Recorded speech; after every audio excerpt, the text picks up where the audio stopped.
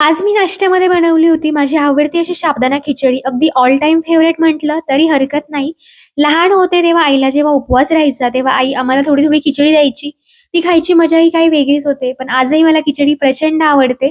तर रात्री माझी नाईट होती आणि रात्रीच मी साबुदाणा भिजायला घातला होता. सकाळी आल्यानंतर नाश्त्यामध्ये साबुदाणा खिचडी बनवेल असं प्लॅन केलं होतं आणि त्याप्रमाणे तयारीला लागलेले. पहिलं तर मी बटाटा जो आहे, निम्मा बटाटा त्याचे उभे असे पातळ काप करून घेतले आणि निम्मा बटाटा त्याचे मी किस करून घेतला. त्यानंतर मिरची आहे त्याचं वाटण मिक्सरमधून करून घेतलेलं आणि शेंगदाणे भाजून त्याचं कूट करून घेतलं. त्यानंतर खिचडी परतायची होती म्हणून कढईमध्ये तेल घातलं आणि त्यामध्ये जो बटाट्याचे मी उभे काप केले होते ते घालून घेतलेले.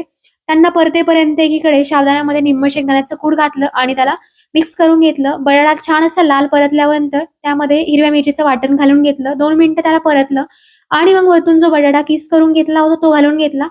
बटाटा छान असा परतल्यानंतर त्यामध्ये साबुदाणा घालून घेतला आणि निम्म शेंगदाण्याचं कूट राहिलेलं घालून घेतलं, मीठ घातलं आणि मस्त असं खिचडी परतून घेतली. वरतून थोडा वेळ ताट ठेवलं, ज्यामुळे खिचडी छान अशी मऊसर परतली जाईल आणि ही खिचडी मी छान अशी दह्याबरोबर खाल्लेली. आणि याचं सुख काय आहे, ज्याला साबुदाणा खिचडी आवडते त्याला नक्की माहिती आहे. सो तुम्ही एकदा खिचडी नक्की ट्राय करा. भेटूया नेक्स्ट व्लॉगमध्ये. तोपर्यंत बाय.